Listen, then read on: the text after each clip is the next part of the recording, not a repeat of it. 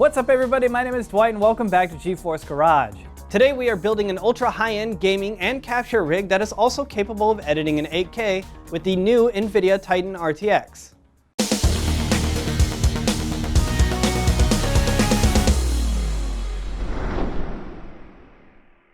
So our production team is constantly capturing, editing, and rendering 4K footage.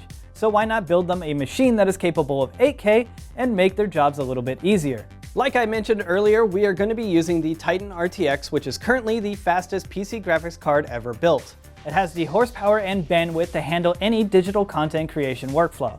Obviously, for the CPU, we needed something that can keep up with the powerhouse of the Titan, so we have the i9-7980XE, which is a monster 18-core 36-thread CPU. And it's all going to be going on the X299 ASUS tough board. I've used tough boards in the past and always had a really good experience with them, especially when it comes to their reliability. And to go on that board, we have 32 gigs of Corsair Vengeance RAM at 3200 MHz, which should be plenty to not bottleneck any creative application. As for storage, we have two 512 gig Samsung Pro NVMe's, which I know doesn't sound like a lot of space, but we do use external drives for our long-term storage. And just because it's going to be a workhorse system doesn't mean it can't look good, so we got a set of extensions from Mainframe Custom, a couple of LED fans, and a Define S2 from Fractal Design. So there are all the components, now let's get to building.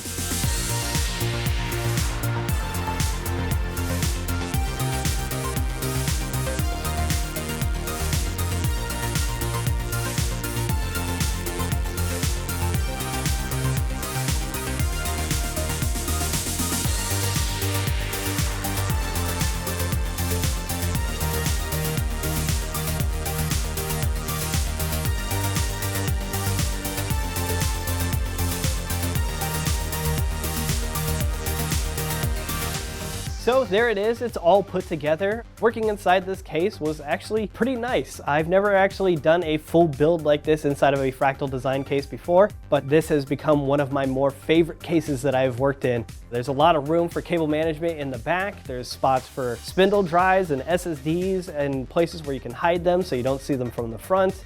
Another thing that I quite like about this whole build is the sleeved cables. I think that they look great against the gold Titan, and I went as far as to even change the color of the LED fans up top to a nice amber color, so everything is kind of in the same theme. The only other thing that really kind of stood out for me is that I should have checked this beforehand, but I think I'm a little spoiled with all the newer motherboards. This motherboard only has two M.2 slots, and one of them is the type that you have to mount it so it sticks out of the motherboard.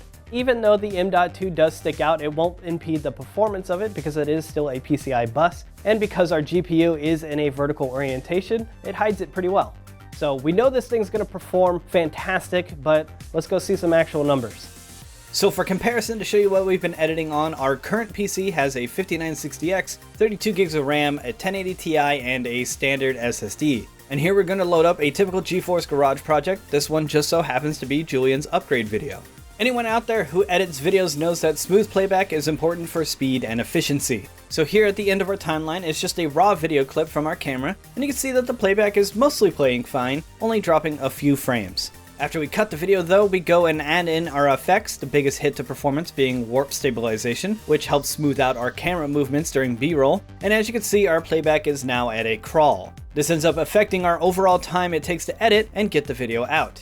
Once that is all done, we need to export the video, and even though this 6.5-minute video says that it'll take about 9 minutes to render, it's actually going to take about 25 real-world minutes.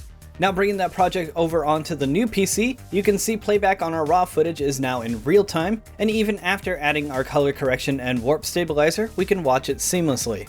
Compared to our old PC on the left, which would struggle with this task, this new Titan RTX powered PC handles it with ease.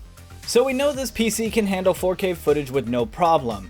Let's put it through its paces with some 8K footage, something we would never try on our old PC. Since we're using Red 8K footage, we switch from Adobe Premiere to Red Cine X Pro. The new beta version takes full advantage of the Titan RTX's processing power without any proxies or pre-caching. And as you can see here, the raw footage that we loaded plays back smoothly at full resolution. So as we suspected, the thing is an absolute monster when it comes to performance, so it should make for a great system for our content creation team, and personally, I think it's probably the cleanest build that I've done all year. If you guys enjoyed this video, be sure to hit that subscribe button down below, and we'll see you for the next one.